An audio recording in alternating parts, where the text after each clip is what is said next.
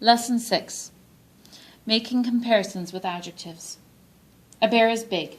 An elephant is big. A dinosaur was big. Are all three animals the same size?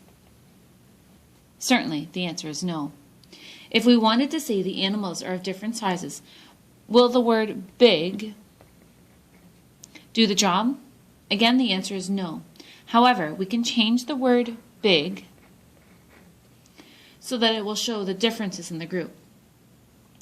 We use the word bigger to compare two persons or things. An elephant is bigger than a bear, and a dinosaur was bigger than a bear. We call bigger the comparative form of big. We use biggest to compare three or more persons or things. A dinosaur was the biggest of the three. A dinosaur was the biggest of all animals. We call biggest the superlative form of big. Use the comparative form of an adjective to compare two things. Between the history and spelling tests, the history test was harder. Use the superlative form of an adjective when you are concerned with three or more things. The math exam was the hardest test of all. Usually we form the comparative form of a short adjective by adding er and the superlative form by adding est.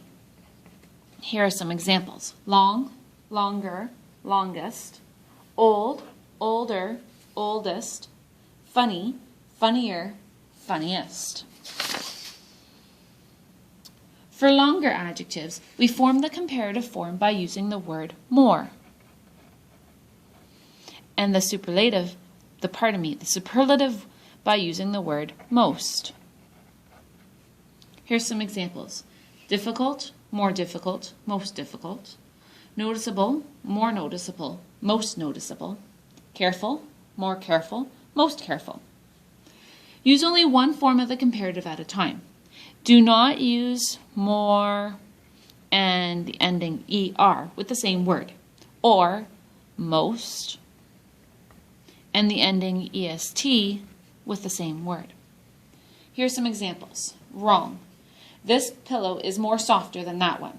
You should say, this pillow is softer than that one. This one is wrong as well. That painting is the most prettiest of all.